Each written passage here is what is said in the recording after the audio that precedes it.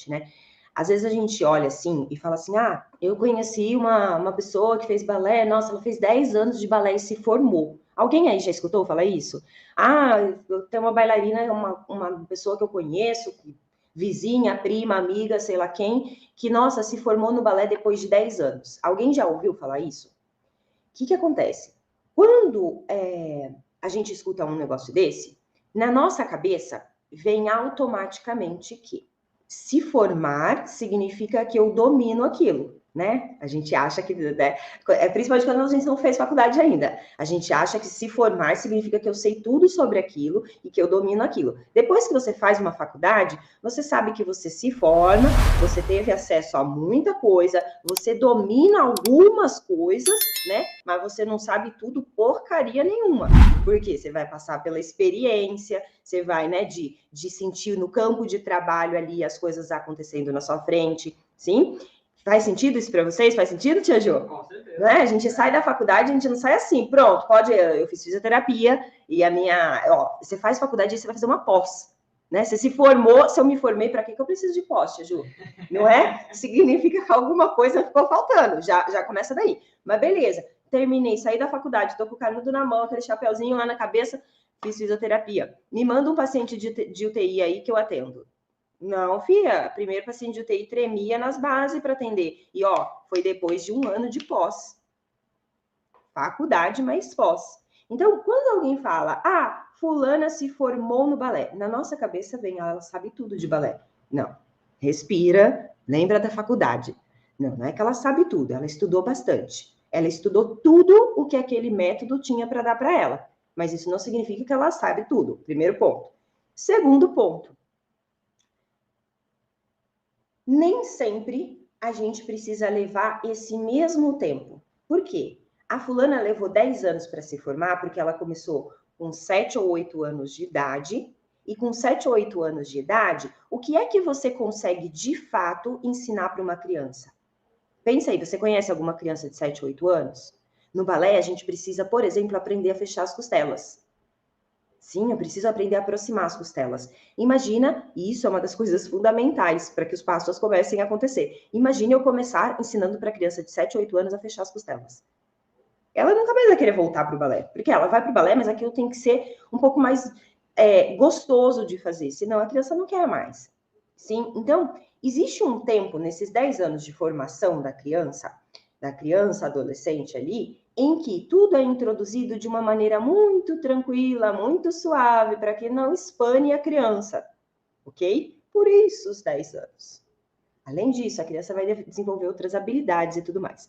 Mas, a gente adulto, sinceramente, será mesmo que a gente precisa desses 10 anos? Será mesmo que a gente precisa levar 10 anos para aprender o que essa criança estaria aprendendo? Faz sentido? Então, o que a gente precisa olhar? Eu posso, sim, aumentar, melhorar, né?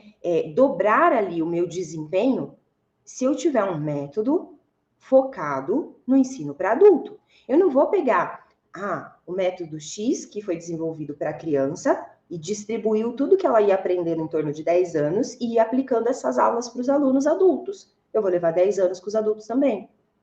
Mas, se a gente entender o que é que o adulto precisa aprender, isso, e dividir isso em menos tempo, ele vai ter ali o que ele precisa aprender, e aí ele vai se desenvolver.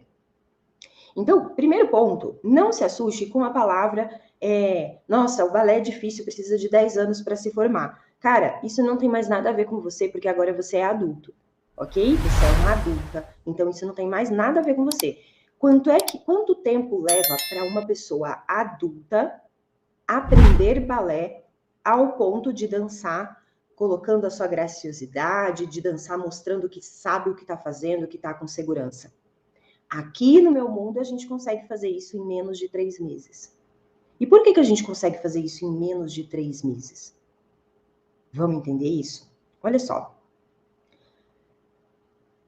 Você imagina assim, eu vou começar a fazer balé e eu vou lá e me matriculo numa escola e eu começo a fazer 2 aulas na semana. 1 aula na semana. E eu começo a olhar e falo, cara, eu sinto que eu tô aprendendo, mas tá devagar. O processo tá lento. Eu não sei quem assistiu a live que eu fiz com o Fábio, e o Fábio falou assim, o Fábio fazia aulas presenciais, e lá em 2017, o Fábio foi um dos meus primeiros alunos. E o Fábio falou assim, eu tô fazendo as aulas presenciais aqui e tal, mas assim, parece que tá devagar, parece que não sai disso, parece que a aula não sai disso. E eu queria aprender mais, eu queria aprender mais coisas. E aí o Fábio foi para a internet pesquisar coisas sobre balé e me encontrou. Sim?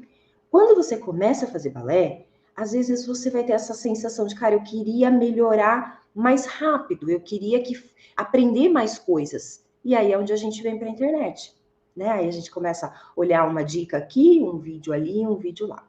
Ok. E muitas vezes você pode olhar e falar assim, tá, eu tô pegando umas diquinhas, mas eu ainda quero melhorar mais, então eu vou fazer mais aulas. Ao invés de eu fazer 2 aulas na semana, eu vou fazer 3. Ao invés de eu fazer uma aula, eu vou fazer 2. E aí a gente começa a aumentar a nossa quantidade de aulas que a gente faz. Cuidado, porque isso pode ser um erro se você quer melhorar o seu desempenho. Buguei, Mari. Buga mesmo. Buga e presta atenção no que eu vou te falar. Analisa, raciocina comigo para ver se isso vai fazer sentido para você. Vamos lá. Como que funciona o nosso processo para a gente aprender? Sim, e vamos falar aqui já direto no balé. Como que funciona o processo de aprendizagem para nós adultos aprender balé? Primeiro, eu preciso observar um determinado movimento, imagina lá um tandezinho, um pliézinho. Você vai observar esse movimento com todos os seus sentidos possíveis. Visão, audição, às vezes tato, às vezes sinestésico, sentindo o movimento no seu corpo, ok? E aí eu observo esse movimento e vou tirando informações dessas coisas que eu estou vendo do movimento. Ah, o joelho dobra, depois estica, as costas crescem, o braço é assim. Eu vou entendendo. A primeira coisa que precisa passar no nosso processo de aprendizagem é a gente entender aquela coisa. Por exemplo, a gente pode estar aqui, sentada, você sentada aí, e eu vim aqui explicar para você um demi-plié. Fica aí, sentada, não se mexe, não faz absolutamente nada. Mas, vamos lá. Ó, um demi-plié é quando a gente está lá com os nossos pezinhos anterior, sim, no balé a gente usa tudo assim, uma viradinha para fora, e aí no demi-plié a gente faz uma dobradinha no joelho e volta e estica. Isso é um demi-plié, sim? Quando eu faço isso, você aí pode dizer que você entendeu o que é um demi-plié, concorda? Você entendeu o que é um demi-plié? Se você tiver que fazer aí, você acha que você consegue fazer um demi-plié? Provavelmente sim, é só fazer isso e voltar. Beleza. Você passou pela primeira fase de aprendizagem, que é entender. Show? Beleza. Só que a gente tem uma segunda fase de aprendizagem. Imagina que o seu cérebro é uma mata. Sabe um mato assim? Sabe capim, assim, aqueles campos de mato?